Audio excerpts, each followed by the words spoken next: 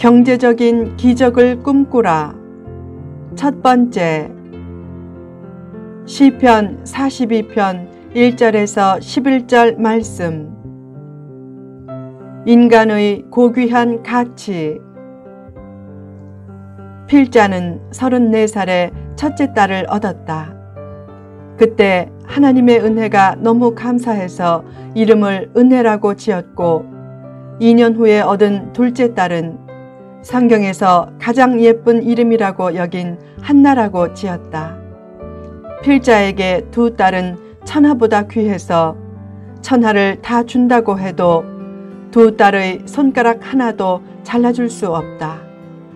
더 나아가 필자에게 두 딸은 천하보다 귀하다 라는 표현으로도 성이 차지 않고 두 딸은 내 생명보다 귀하다 라고 여기고 있다. 모든 정상적인 부모는 비슷한 마음일 것이다. 마음은 그래도 실제로 사람은 그렇게 사랑하기가 쉽지 않다. 그러나 하나님은 그렇게 우리를 천하보다 귀하게 여길 만큼 사랑하셨다. 더 나아가 너희들은 내 생명보다 귀하다 라고 하셨다. 그래서 우리를 위해 손가락을 잘라주신 것이 아니라 독생자를 내어주셨다.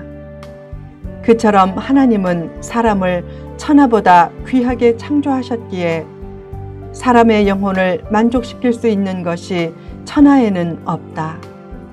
하나님은 영혼이란 잔을 너무 크게 만드셨기에 천하를 다 얻을 수도 없지만 다 얻어서 영혼의 잔에 넣어도 그 잔을 채울 수 없다. 솔로몬은 이렇게 고백했다. 모든 강물은 다 바다로 흐르되 바다를 채우지 못하며. 솔로몬에게 물이 바다로 흘러들듯이 부귀영화가 흘러들어왔지만 이상하게도 그의 영혼은 채워지지 않았다. 왜 그런가? 하나님이 그의 영혼을 천하보다 귀하게 창조하셨기 때문이다. 세상의 어떤 것으로도 영혼의 바다를 채울 수 없다. 그런 경험이 얼마나 많은가. 간절히 소원했던 것을 얻어서 생긴 극치의 행복감과 만족감도 며칠 지속되지 못한다. 그 좋은 것으로도 채워지지 않는 영혼의 크기 때문이다. 세상의 어떤 것도 사흘 이상 잠을 못 잘 정도로 황홀하게 만드는 것은 없다. 하나님이 영혼의 용량을 천하보다 크고 바다보다 넓게 만드셨기 때문이다. 결국 세상에서 가장 어리석은 일은 물질로 영혼을 채우려는 일이다. 참된 만족을 얻는 길. 어떻게 거대한 용량을 가진 영혼의 바다를 만족시키는가? 본문 7절에는 매우 감동적인 시인의 고백이 나온다. 주의 폭포 소리에 깊은 바다가 서로 부르며 주의 모든 파도와 물결이 나를 휩쓸었나이다. 고라 자손이었던 시인은 깊은 바다가 서로 부른다는 고백을 통해 독자들에게 두 개의 깊은 바다를 떠올리게 한다. 영혼이라는 깊은 바다와 하나님이라는 깊은 바다이다. 하나님의 바다는 끊임없는 사랑으로 영혼의 바다를 찾고 있다. 그래서 예수님을 이 땅에 보내셨고 한 영혼의 구원을 그토록 기뻐하신다. 또한 영혼의 바다도 끊임없는 사모함으로 하나님의 바다를 찾고 있다. 그래서 시인은 이렇게 고백했다.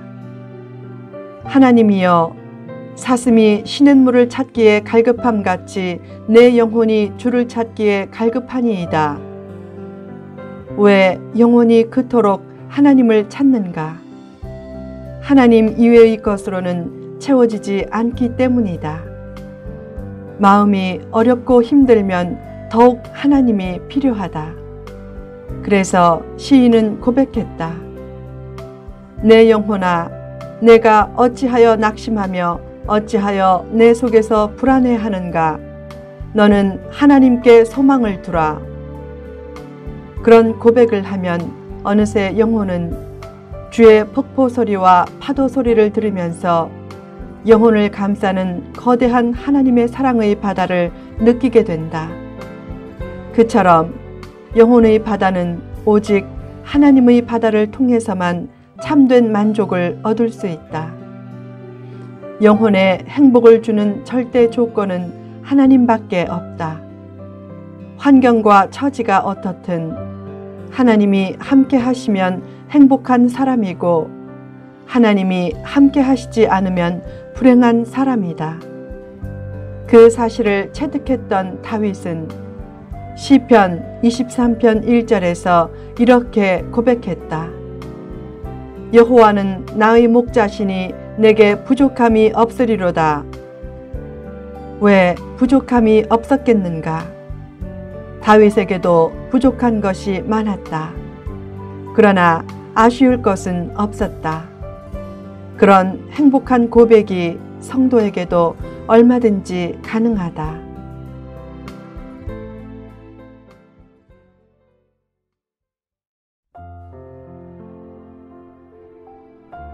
어느 날 한 어린아이가 공원에서 엄마를 잃어버렸다.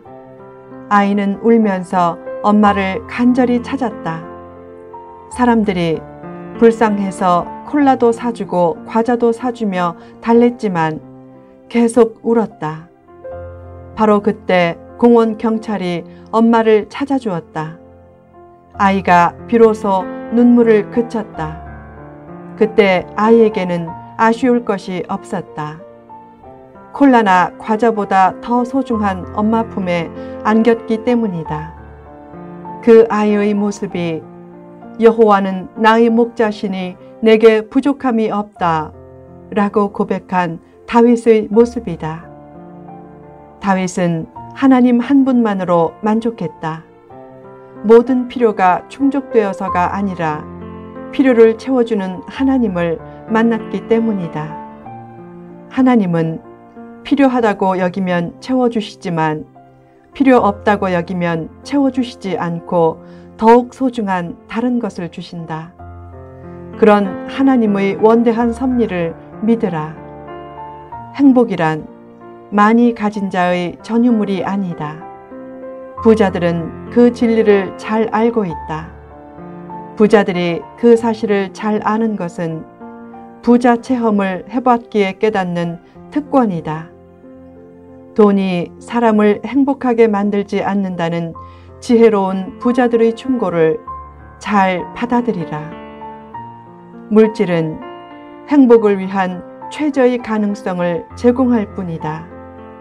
참된 행복은 하나님을 깊이 만날 때 주어진다. 사람은 하나님의 깊은 바다에 잠기기 전까지는 만족하지 못한다. 그래서 시인은 낙심될 때 하나님을 향해 달려가서 생명의 하나님께 찬송하며 기도하겠다 라고 다짐했다. 삶에 침체와 낙심이 있고 마음이 공허하면 하나님께 찬송하며 기도하라.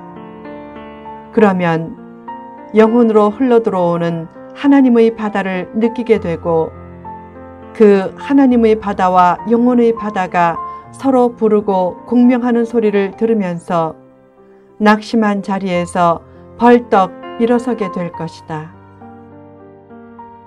인물이 되는 꿈과 비전. 현재의 자리에서 일어나 더욱 큰 은혜와 축복의 바다로 나아가라. 하나님이 예비하신 바다와 같은 은혜와 축복은 추상적인 것이 아니라 실제적인 것이다. 그러므로 하나님 품에서 만족하는 것으로 끝나지 말고 더욱 복된 사명의 자리로 나아가서 더 많이 축복받고 더 많이 하나님이 기뻐하시는 일을 하라. 사람에게 제일 무서운 것이 무엇인가? 필자는 어렸을 때 시체를 무서워했다. 그때 제일 궁금했던 것은 사람이 어떻게 장의사를 할까? 죽은 사람이 무섭지도 않나? 라는 것이었다. 그러나 나이가 들면서 시체가 별로 무섭지 않게 되었다. 또한 어렸을 때 귀신도 무서워했다. 그러나 커가면서 귀신에 대한 무서움이 사라지더니 목사가 되자 귀신이 전혀 무섭지 않았다. 어느 날 한 아이가 악몽을 꾸었다. 그때부터 귀신이 무섭다고 수시로 아빠에게 달려갔다. 목회자인 아빠가 말했다. 얘야, 뭐가 무섭니? 아이가 너무 궁금해서 물었다. 아빠는 귀신이 무섭지 않아요? 아빠는 목사님이니까 오히려 귀신이 무서워하겠네요. 그런데 저는 무서워요. 그때 아빠가 말했다. 귀신은 하나도 무섭지 않아. 진짜 무서운 건 죽은 시체가 아니라 산 사람이야. 산 사람의 말이나 자존심이 무서운 것이다. 또한 게으름과 무책임도 무서운 것이다. 그런 무서움도 신앙이 깊어지면 다 사라진다. 결국 세상에 무서운 것은 하나도 없다. 그러나 진짜 무서운 것 하나가 있다. 바로 꿈과 비전이 없는 것이다. 그것은 하나님의 창조 목적을 포기하는 것이고 인간이기를 포기하는 것이다. 아무리 세월이 지나도 동물은 꿈과 비전이 없기에 발전도 없다. 그러나 인간은 꿈과 비전이 있기에 찬란한 문명을 일으킬 수 있었다. 사람을 사람답게 만드는 것은 꿈과 비전이고 성도를 성도답게 만드는 것도 거룩한 꿈과 비전이다. 하나님은 성도가 찬란한 꿈과 비전을 가지고 살기를 원하신다. 성도 앞에는 놀라운 축복의 가능성이 있다. 그 가능성을 실체로 만들려면 꿈과 비전을 가지고 나아가야 한다. 하나님의 바다에는 영혼의 바다를 실제로 채울 수 있는 무수한 축복들이 많이 녹아져 있다. 하나님은 그 축복들을 주기를 원하신다. 그 축복들을 외면하지 말라. 후편에 계속됩니다.